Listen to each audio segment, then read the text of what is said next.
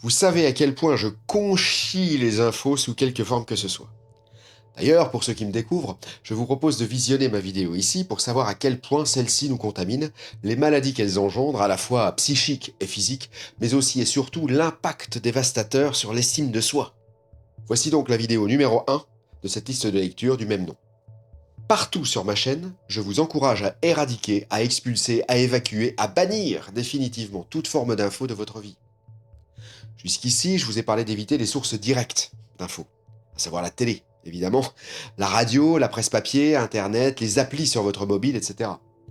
Mais là, je vous parle de la source indirecte d'infos, source tout aussi nuisible, voire plus, qui consiste à commenter ce qu'on a entendu, l'apprendre des autres et aux autres, d'en bloguer les faits ou leur interprétation, bref, ce qu'on appelle communément, comme le jeu du même nom, le téléphone arabe ou le passe-parole, même si ici il ne s'agit pas d'un jeu mais plutôt d'un fléau.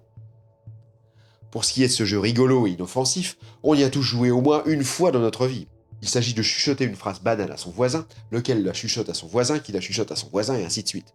Et plus on est de fous, plus on rit. Car lorsque la dernière personne énonce la phrase, cette phrase n'a plus rien à voir avec l'original. Pourquoi? À cause des erreurs d'articulation, d'intensité sonore, etc. Mais aussi car chaque mental l'a interprété selon sa culture, son éducation, ses connaissances, ses propres convictions, ses croyances, son expérience, son vocabulaire, etc. Et toutes ces valeurs sont appelées des filtres.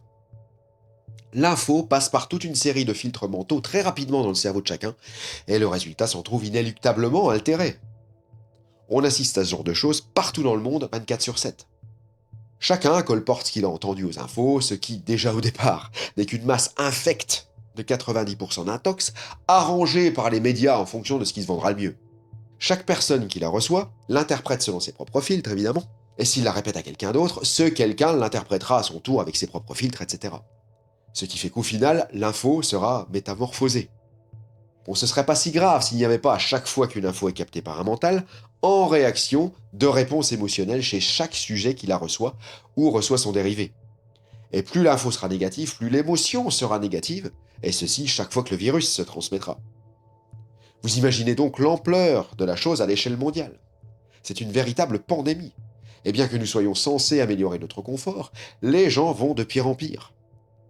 Il ne s'agit pas de chercher plus loin que ça, car si chacun utilisait autant de fois par jour qu'il le faut les 3 filtres de Socrate, le monde guérirait à vitesse grand V et tous les progrès de la technologie, de la médecine, etc. serviraient à augmenter l'estime de soi de chacun au lieu de l'inverse. Donc quels sont ces 3 filtres, ou ces 3 passoires?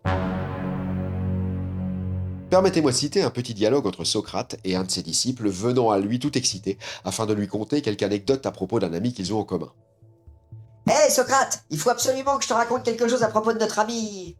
Socrate l'interrompt brusquement et lui dit stop. As-tu passé ce que tu désires tellement me dire par le test des 3 filtres? Que veux-tu dire par les 3 filtres? Eh bien, celui de la vérité, celui de la bonté, et enfin celui de la nécessité. Explique-toi, s'il te plaît. Bien, tout d'abord la vérité. Es-tu certain que ce que tu veux me communiquer est absolument vrai? Ah, je le pense, répond le disciple. Je ne l'ai toutefois pas vu de mes propres yeux, mais c'est un ami digne de confiance qui me l'a raconté.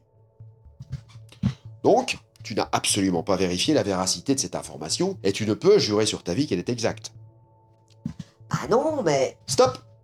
Répondit Socrate. Voyons le deuxième filtre, celui de la bonté. Est-ce que ce que tu veux me raconter est positif? Parles-tu en bien de notre ami commun? Non, répondit le disciple. C'est même plutôt l'inverse. Donc résumons. Tu veux me dire quelque chose qui n'est ni vérifié ni élogieux. Bah ouais, c'est ça. Ok, passons au troisième filtre, celui de la nécessité. Est-il absolument indispensable que je sache ce que tu veux me raconter? Est-ce que ce sera vraiment utile pour moi, pour toi et pour notre ami? Indispensable et utile, non, mais je pensais que tu serais content de savoir ça, de savoir que... Stop! L'interrompt à nouveau Socrate.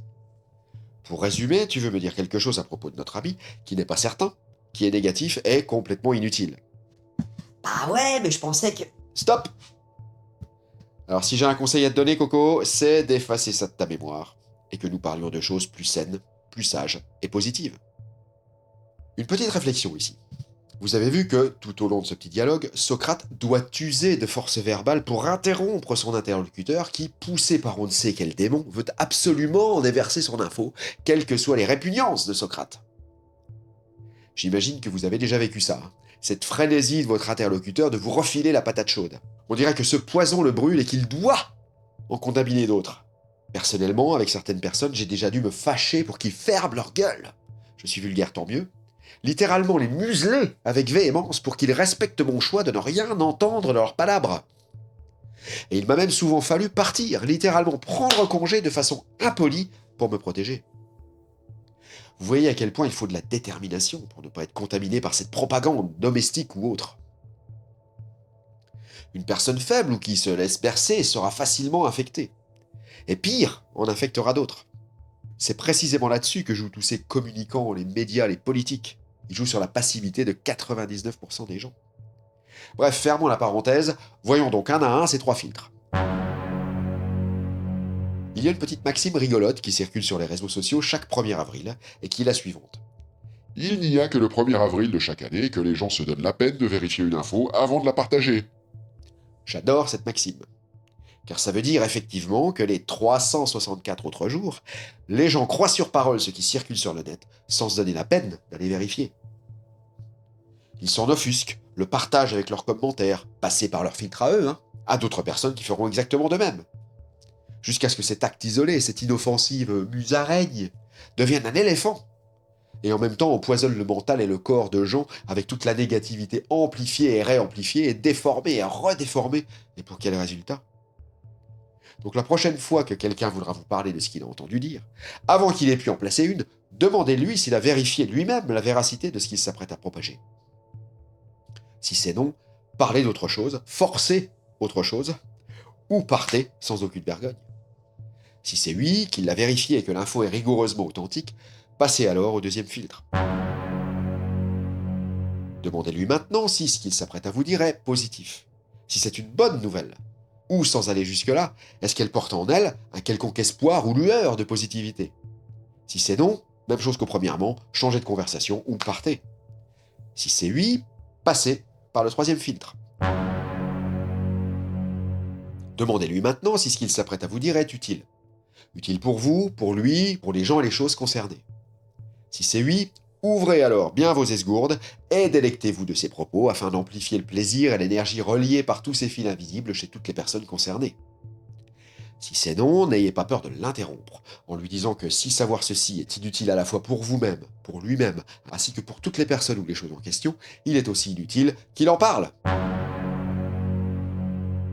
Si vous prenez le réflexe de passer tout ce que l'on s'apprête à vous raconter par ces 3 filtres, vous constaterez avec stupeur que 9 sur 10 sont à mettre directement à la poubelle. Ce qui signifie qu'avant, 9 choses sur 10 que vous entendiez vous étaient donc préjudiciables sur le plan psychique et donc émotionnel, et donc en gros vous faisiez du mal ainsi qu'aux autres. Passer toute info par ces 3 filtres est un autre très court chemin vers l'estime de soi.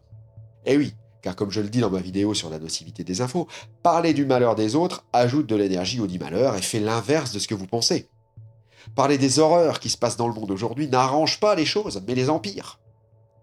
Voilà, si vous avez aimé, laissez-moi un pouce par le haut, partagez avec le plus de monde possible, car plus on sera à appliquer ces 3 filtres salvateurs avec tout ce qu'on s'apprête à vous dire, mieux le monde se portera, et plus les médias seront obligés de revoir leur copie avant de nous transmettre leur soupe, destinée uniquement, je le rappelle, à être vendue et non pas par souci d'information.